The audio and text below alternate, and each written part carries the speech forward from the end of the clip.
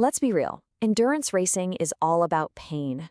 But when you see an elite athlete at the finish line, are you just looking at someone who can tolerate more hurt than anyone else? Or are you looking at a master tactician who's using suffering as a tool? Today, we're digging into the science of how the best in the world actually manage pain to win. And we've got to start with this foundational truth from the legendary Bob Kennedy. Pain in a race isn't a surprise, and it's not a sign that you're failing. It's the price of admission. It's proof that you're actually in the game. So the question isn't if it's going to hurt, it's what are you going to do about it when it does?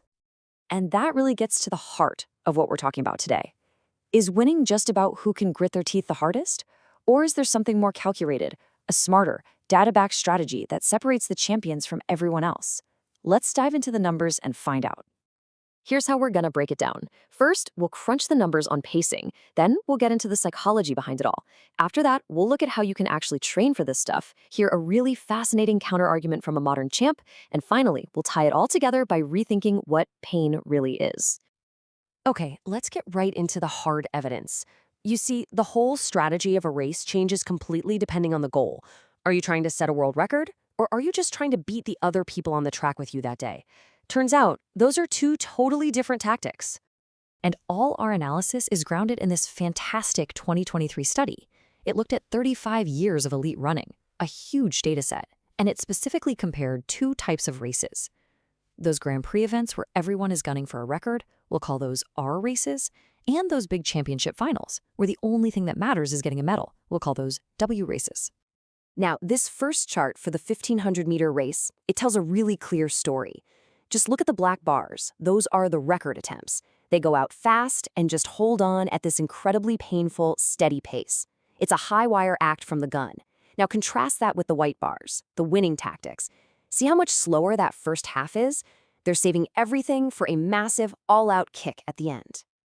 Okay, this chart breaks it down even simpler. Look at the black bars again. For the records, the pace is almost identical for the first and second half. It's just a relentless grind. But for the wins in white, the second half is way, way faster. This is that classic sit and kick strategy you always hear about. Hang back, conserve, and then unleash absolute chaos when it counts. All right, now let's switch to the 800 meters because the strategy flips a bit. For record attempts, the black bars, it's all about going out crazy fast and then just trying to hang on for dear life as you slow down. That's positive pacing. But look at the winning tactic in white. See that little dip in the second 200 meters? It's a slightly more conservative move, but that tiny bit of conservation is exactly what saves enough gas in the tank for the final push home. So, the bottom line for the 800 is this. In both cases, the first lap is faster than the second.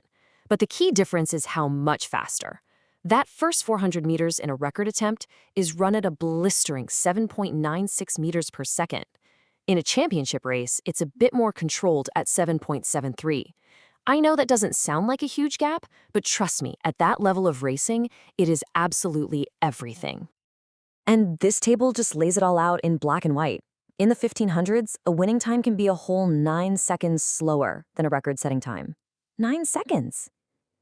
The gap's smaller in the 800, but the story is the same. Going for a record demands this insane commitment to suffering from the very start. So how on earth do these athletes handle that mentally? Okay, so we've seen the numbers, we've seen what they do. But the bigger question is, how? How do they actually execute these strategies that are so incredibly painful? Well, this is where we move from the legs and the lungs to the brain.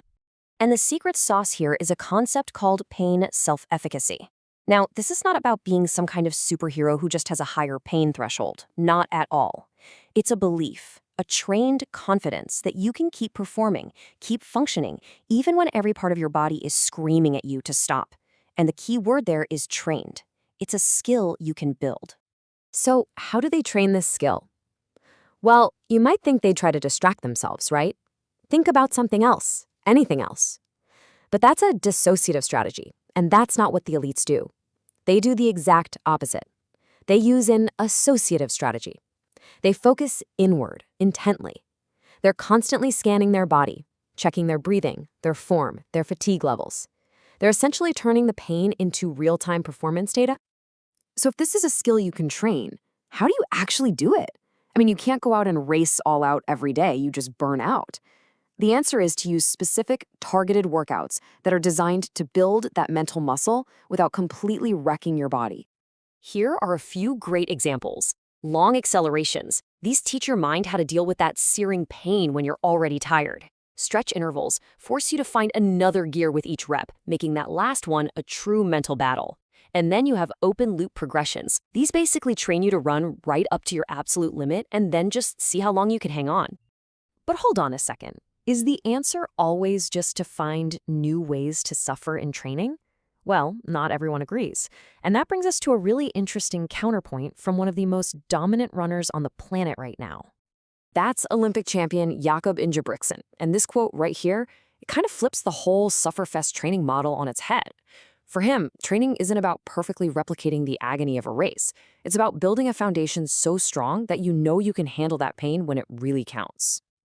So his whole philosophy is built on these ideas. It's not about heroic one-off workouts. It's about the boring work of showing up day after day.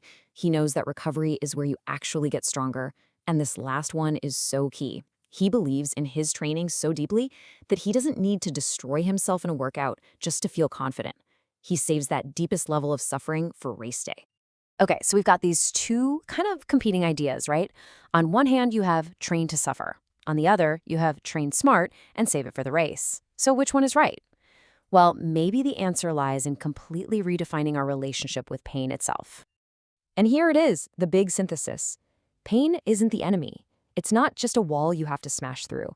It's information. Think of it like your body's dashboard, giving you a constant, live feed of data about your fuel levels and your engine's limits. The best athletes in the world don't just endure that signal. They listen to it, they interpret it, and they use that data to make winning moves. Which brings us right back to the start. The next time you're out there pushing your own limits, ask yourself this question. Are you just a passenger getting battered by the storm of discomfort? Or are you the pilot using that turbulence as feedback to find a faster, smarter way to the finish line?